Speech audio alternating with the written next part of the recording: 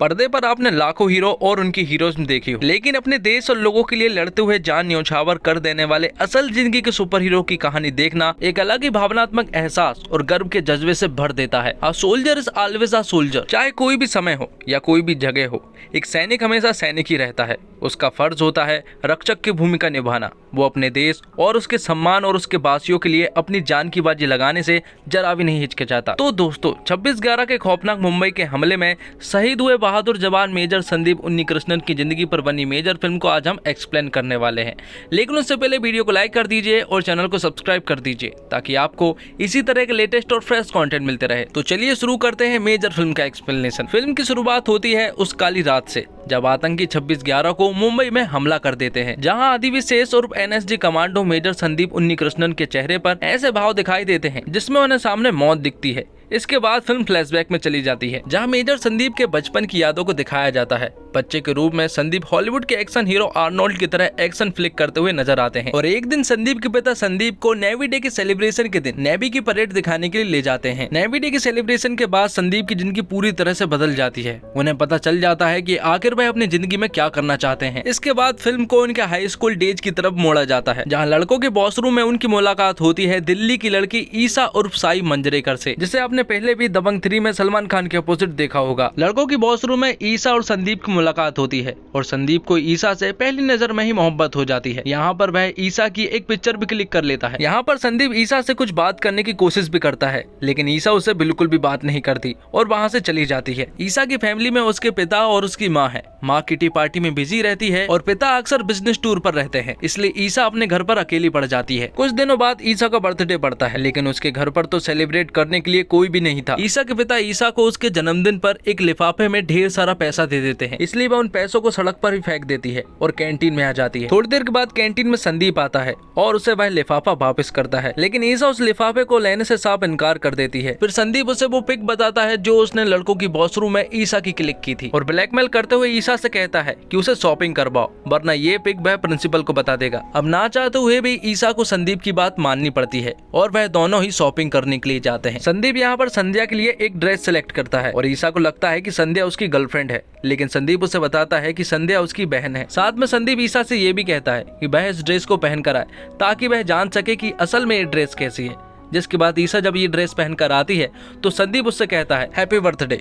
और ये ड्रेस वह उसी को गिफ्ट कर देता है। ईसा उसकी इन बातों को सुनकर इम्प्रेस हो जाती है और उनके बीच एक टीनेज रोमांस शुरू हो जाता है। अब कुछ दिन बीतते हैं और दोनों ही एक दूसरे को काफी पसंद करने लगे थे। ईसा एक प्रोफेशनल आर्किटेक्चर बनना चाहती थी, लेकिन संदीप ने अपने एम्बिशन के बारे में ईसा को कुछ भी नहीं बताया था। संदीप ईसा से तो छुपाता ही है, साथ में वह अपने परिवार वालों से भी छुपाता है और नेवी के लिए फॉर्म अप्लाई कर देता है। वहीं एक तरफ संदीप के माता पिता चाहते हैं कि उनका बेटा डॉक्टर या इंजीनियर बने, लेकिन संदीप देश की सेवा करने का फैसला लेता है। कुछ दिनों बाद स्कूल के फेयरवेल पार्टी में सभी लोग अलग अलग तरह के कॉस्ट्यूम पहनकर आते हैं, लेकिन यहाँ पर संदीप नेवी का कॉस्ट्यूम पहनकर आता है और आकर ईसा के साथ डांस करने लगता है। दोनों एक दूसरे को पसंद तो करते थे, लेकिन अभी तक प्यार का इजहार नहीं किया था। अब क्योंकि दूर होने का वक्त आ चुका था, इसलिए ईसा चाहती है कि वह उसे बता दे कि वह उससे प्यार करती है। और इससे पहले कि ईसा संदीप को बता पाती, संदीप के पेरेंट्स को पता चल चुका था कि उसने नेवी का फॉर्म अप्लाई किया है और संदीप की फैमिली वाले ईसा के सामने ही पूछते हैं कि उसने नेवी का फॉर्म क्यों अप्लाई किया और ये बात उनसे क्यों छुपाई। लेकिन संदीप इसका कोई भी जवाब नहीं देता है और ईसा के साथ अपने कमरे में चला जाता है। और ईसा को जब पता चलता है कि संदीप नेवी में जाना चाहता है तो वह उसे प्यार का इजहार कर ही नहीं पाती। हालांकि संदीप को नेवी ने रिजेक्ट कर दिया था, इसके बावजूद ईसा को मालूम था कि वह इतने जल्दी हार नहीं मानने वाला, इसलिए वह संदीप से कहती है कि वह हमेशा दोस्त रहेंगे। साथ में वह संदीप से ये भी कहती है कि सोल्जर सिर्फ नेवी में नहीं होते हैं। अब क्योंकि संदीप को बचपन से वर्दी पसंद थी, इसलिए वह डिसाइड करता है कि वह आर्मी में जाएगा और फिर तुरंत ही अपने माता पिता के पास जाता है और उनसे कहता है कि वह आर्मी ज्वाइन कर रहा है। संदीप की ये बात जब उसके माता पिता सुनते हैं तो वह थोड़े से नाखुश थे। संदीप की माँ संदीप से कहती है कि वह आर्मी क्यों ज्वाइन करना चाहता है, वहाँ पर तो बहुत खतरा होता है। तो संदीप उनसे कहता है कि अगर हर एक माँ ऐसा सोचेगी तो कैसा चलेगा। संदीप के घर वालों ने काफी मना किया, लेकिन संदीप नहीं माना और एनडीए की ट्रेनिंग के लिए वह बेंगलोर चला गया। ट्रेनिंग शुरू होती है और शुरुआत में संदीप थोड़ा सा कच्चा था। वह ज्यादा कुछ नहीं कर पा रहा था, ना दौड़ पा रहा था और ना ही फाइट कर पा रहा था, लेकिन संदीप के अंदर फौजी बनने का एक जुनून था और उसी जुनून ने संदीप को एक परफेक्ट सोल्जर में बदल दिया। संदीप ईसा को यहाँ से काफी सारे खत भी लिखा करता था और अपनी दिनचर्या के बारे में बताया करता था, लेकिन सामने से कोई भी खत नहीं आया करता था। इसके बावजूद संदीप ईसा को कई सारे खत लिखा करता था और एक दिन संदीप को पता चलता है कि जो खत वह ईसा के लिए लिख रहा है वह ईसा तक पहुंच ही नहीं रहे हैं। संदीप ट्रेनिंग के दौरान काफी अच्छा प्रदर्शन कर रहा था और यही सब चीजें उन्हें पसंद नहीं आती, इसलिए उनमें से हर्ष नाम का आदमी वे सारे खत छिपा लेता है और ईसा के पास से जो खत आए हैं वह छिपा लेता है। और जब ये बात संदीप को पता चलती है तो वह तुरंत ही ईसा के खत को पढ़ता है और उसे पता चलता है कि 25 तारीख को यानी कि परसों ईसा स्विट्जरलैंड जाने वाली है। और जब ये बात संदीप को पता चलती है तो वह तुरंत ही ईसा के घर पर पहुंच जाता है और उससे मिलता है। संदीप यहाँ पर ईसा को बताता है कि जो खत वह लिख रही थी वो खत उस तक पहुंच ही नहीं रहे थे और जो खत संदीप लिख रहा था वो भी उस तक नहीं पहुंच रहे थे। ये सारी प्रॉब्लम के बारे में संदीप ईसा को बताता है। इसके बाद हमें पता चलता है कि ईसा घर से निकली थी एयरपोर्ट जाने के लिए। तो यहाँ पर संदीप ईसा से पूछता है कि आज तो 24 तारीख है और उसे स्विट्जरलैंड तो 25 तारीख को जाना है, तो फिर वह आज कहाँ पर जा रही है। तो यहाँ पर हमें पता चलता है कि ईसा आज बेंगलोर जा रही थी, वो भी संदीप से मिलने के लिए। और अगर संदीप आज यहाँ पर नहीं आता तो ईसा बेंगलोर चली जाती उससे मिलने के लिए। इसके बाद संदीप ट्रेनिंग में जाने लगता है और जाते जाते संदीप और ईसा एक दूसरे को प्यार का इजहार करते हैं। अब कुछ दिनों बाद का सीन दिखाया जाता है जब संदीप अपने घर आया हुआ था, लेकिन आज उसके वापस जाने का टाइम आ चुका है और जाते जाते संदीप हमेशा यही कहता था कि जाता हूँ, उसने आज तक ये नहीं कहा था कि आता हूँ। आगे हमें पता चलता है कि मेजर संदीप एनएसजी में ट्रेनिंग ऑफिसर बन चुका है, जो कि जंगलों में सैनिकों को ट्रेनिंग दिया करता है। और फिर कुछ दिनों के बाद मेजर संदीप के पास एक लेटर आता है और उस लेटर को देखकर उसके होश उड़ जाते हैं। उस लेटर में ऐसा क्या था ये तो नहीं बताया गया, लेकिन संदीप अपने बड़े ऑफिसर के पास जाता है और अर्जेंट छुट्टी की गुजारिश करता है और उसे छुट्टी मिल भी जाती है। वहीं दूसरी तरफ मुंबई में हम देखते हैं कि मुंबई के अलग अलग इलाकों में कई सारे धमाके हो रहे हैं और कुछ आतंकी मिलकर कई सारे लोगों पर अंधाधुंध फायरिंग कर रहे हैं, जिसमें कई सारे लोग मारे जाते हैं। और जब ये न्यूज टीवी पर चलाई जाती है तो मेजर संदीप का खून खौल उठता है और तुरंत ही अपनी छुट्टी कैंसिल करवाता है। एनएसजी के कमांडो पूरी तरह से रेडी थे क्योंकि ताज होटल पर अटैक हो चुका था और हालत बद से बदतर होते जा रहे थे और अब उसे कोई ठीक कर सकता है तो वह एनएसजी कमांडो ही ठीक कर सकते हैं। यहाँ पर संदीप ऑफिसर से कहता है कि वह भी इस मिशन पर जाना चाहता है, लेकिन ऑफिसर साफ इनकार कर देते हैं क्योंकि उन्हें पता है कि संदीप एक ट्रेनिंग ऑफिसर है और उसका वहाँ पर जाना बिल्कुल भी ठीक नहीं होगा।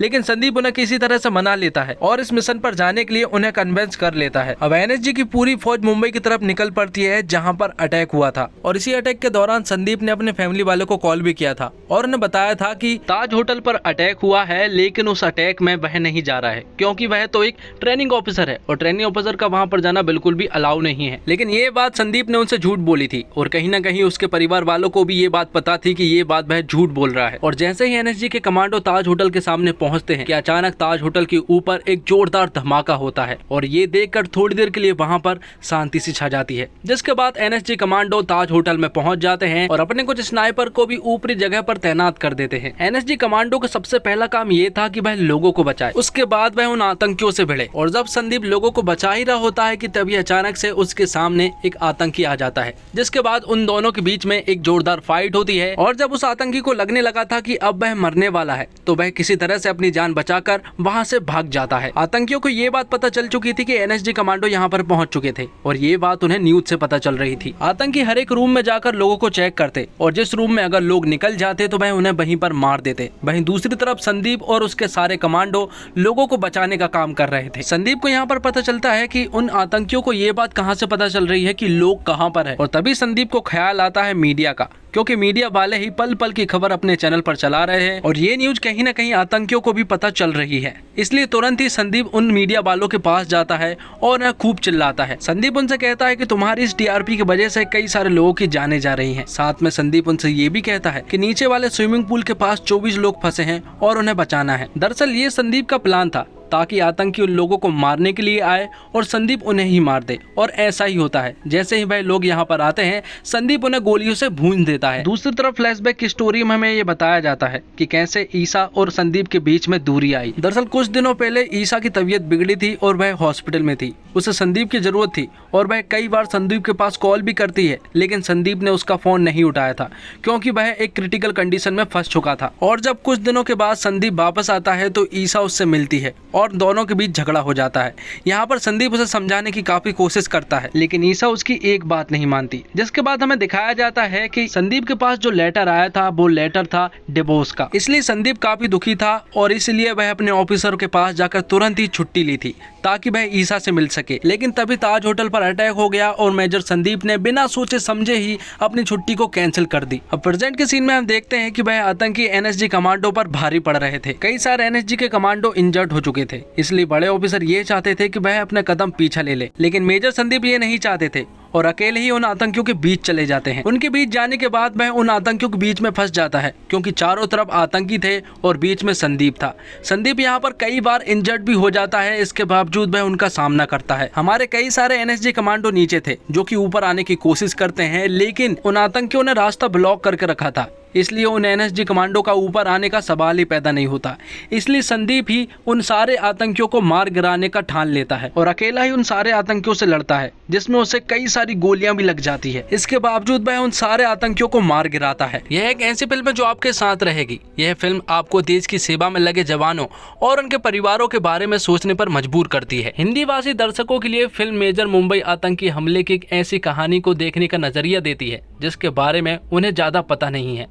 फिल्म बनी अच्छी है, इसे देखना शुरू करेंगे तो ये अच्छी लगने भी लगती है। बस तय करना है कि फिल्म देखने का आपका मकसद क्या है, मनोरंजन या फिर एक अनसुनी कहानी। सिनेमा के पैमाने पर यह फिल्म एकदम पास है। कुल मिलाकर कहानी, निर्देशन, संगीत और छायांकन बिंदु पर है। ईमानदारी से कहूँ तो इस फिल्म की खामियों को दूर करना मुश्किल है, जो आपको प्रेरित करती है, चलती है और आंसू बहाती है। अशोक चक्र पाने वाले संदीप को हम सभी बहादुर कारनामों के कारण जानते हैं, लेकिन फिल्म के डायरेक्टर शशिकरण टिक्का के मेजर के लिए धन्यवाद। हम जानते हैं कि उनके परिवार के लिए इसका क्या मतलब था। सब कुछ कहा और किया। मेजर संदीप उन्नीकृष्णन की असाधारण यात्रा का उत्सव है जिसे जीवन कहा जाता है। तो दोस्तों, उम्मीद करता हूँ आपको ये वीडियो पसंद आई होगी। अगर आपको वीडियो जरा सा भी अच्छा लगता है तो वीडियो को लाइक जरूर करें और चैनल को सब्सक्राइब करें, ताकि आपको इसी तरह के लेटेस्ट और फ्रेश कंटेंट मिलते रहें।